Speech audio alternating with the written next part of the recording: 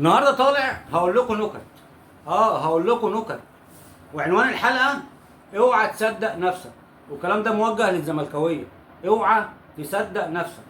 السلام عليكم ورحمه الله وبركاته. حلقه جديده على قناه اليوتيوب. في البدايه طبعا بحب ارحب بجماهير المارد الاحمر. بتمنى من كل يشوف الحلقه يعمل لايك ويعمل شير واشتراك في القناه ويفعل زر الجرس ليصل كل جديد على النادي الاهلي. وما تنساش تدعموا اليوتيوبر الاهلاويه. دي رساله لكل واحد اهلاوي، ادعموا اليوتيوبر الاهلاويه. وطبعا كلنا شفنا رد فعل اليوتيوبر الزملكاويه بعد ما الزمالك كسب الاهلي في كاس السوبر الافريقي. هنبتدي الحلقه وهنقول اول نكته. ومعانا النهارده في اول نكته عبد المنصف. معانا النهارده عبد المنصف. هوريكم فيديو ونرجع نعلق عليه. هتيجي تلعب مع القطه هتخربشك، فلما تلعب مع القطه مفيش مشكله هتخربشك، لما تلعب مع الاسد اللي هو الزمالك هياكلك. خلي بالك التيشيرت رجع تاني، مش هو مستنيه على فكره لان هو اساسا والله محضره كان لك. خايف نتغلب ان انا جدع ازاي؟ انا محضر لك التيشيرت اهو وطلعته لك ومبروك. هو ده عبد المنصف. عبد المنصف اللي شال من الاهلي 6-1. عبد المنصف اللي كان بيجي قدام الاهلي واكتر واحد كان بيخش فيه جوان من الاهلي. وايام ما كان في الزمالك اكتر وقت كان يعني ولا كان بياخد بطولات ولا كان وكان الاهلي دايس عليهم. كان الاهلي بيغلب الزمالك وكان بياخد منه بطولات وبيطلعه من كاس مصر في الوقت اللي كان فيه عبد المنصف بيلعب. عبد المنصف دلوقتي طالع بيقول لنا اوعى تلعب مع الاسد. اسد ايه يا ابو اسد؟ اسد ايه؟ انت يعني عشان كده بقول لك اوعى تصدق نفسك.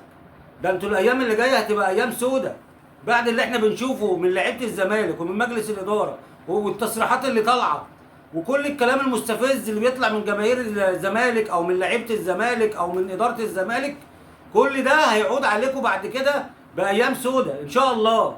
وان شاء الله الموضوع مش بعيد، وهدي كاس مصر، كاس السوبر المصري قريب مش بعيد، والاهلي هيرد عليكم في الملعب. ونفسي اشوف عبد المنصف بعد ان شاء الله ما نكسب الاهلي في كاس السوبر المصري هيعمل ايه. ومعانا المفاجاه الكبيره او النكته الكبيره، يعني نكته غريبه، نكته عجيبه، وكل يوم هنسمع نكت غريبه.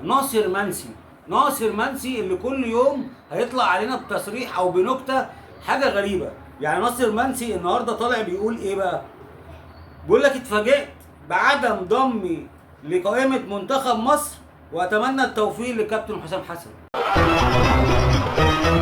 ناصر منسي اللي هو جاب جون بالصدفه في ماتش الاهلي والزمالك، يعني الراجل اتفاجئ ان هو ما انضمش لمنتخب مصر. تخيلوا الراجل شوف بقاله قد ايه ناصر منسي بيلعب كوره.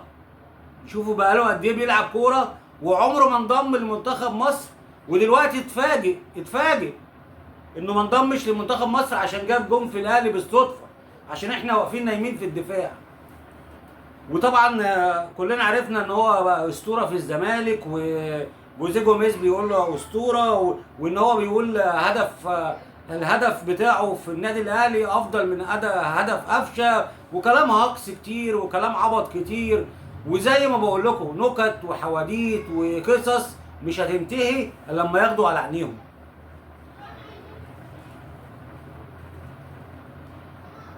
عبد الواحد السيد بيقول حاجه غريبه.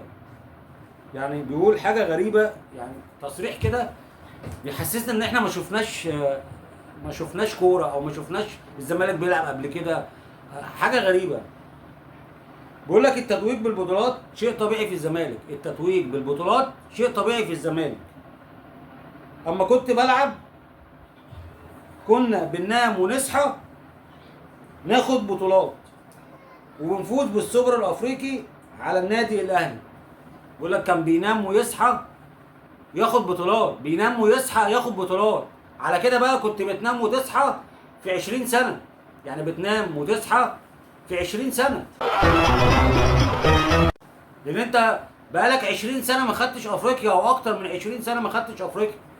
يعني عايز اعرف يعني ايه بتنام وتصحى بتاخد بطولات؟ ده على كده يعني انتوا ما بتقروش احصائيات، ما بتقروش يعني نتائج.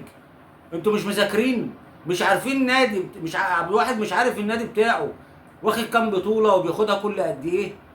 كل 10 سنين الاهلي بياخد الدوري، الزمالك بياخده سنتين. يعني كل 10 سنين الاهلي بياخد الدوري 8 مرات 7 مرات، والزمالك مرتين او 3. انتوا مش يعني انتوا مش حافظين الدنيا، مش حافظين الدنيا. يعني انتوا مش حافظين تاريخ نادي الزمالك، مش حافظين تاريخ نادي الزمالك. انا عايز اعرف انتوا ازاي بتطلعوا كلام زي ده.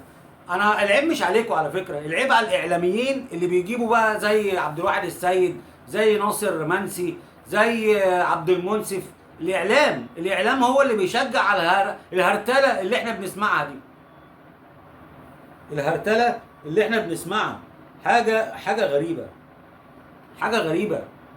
كل شويه نسمع تصريح غريب وزي ما قلت الحاجات دي مش بتضحك على فكره، الحاجات دي هتيجي عليكم بعد كده، الحاجات دي هتيجي عليكم.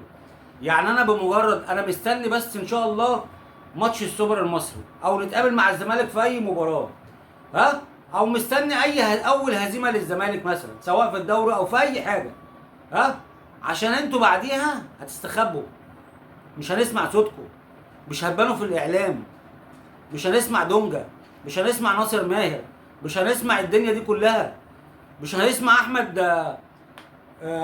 اللي هو نائب رئيس مجلس اداره الزمالك اللي بيقول لك ان الزمالك بيقدم كوره عالميه. عالميه فين؟ عالميه فين؟ حرام عليكم، ارحمونا، ارحمونا، احنا زهقنا والله، احنا زهقنا. ما كانش كاس السوبر الافريقي ده هو اللي هيخرب الدنيا، يعني ما كانش ده. عشان كده احنا كان نفسنا الاهلي يكسب عشان ربنا يرحمنا من الزيطه اللي احنا بنسمعها، عشان ربنا يرحمنا من الزيطه اللي احنا بنسمعها، ولسه وهنفضل كده لغايه زي ما بقول لكم مع اول هزيمه للزمالك عشان تخرس الالسنه، ما نسمعش صوت للزمالك. طبعا انا كده وصلت نهايه حلقتنا، وبتمنى طبعا من كل يشوف الحلقه يعمل لايك ويعمل شير ويشترك في القناه ويفعل زر الجرس ليصلوا كل جديد على النادي الاهلي. وما تنسوش تدعموا اليوتيوبر الاهلاويه، واوعى تصدق نفسك.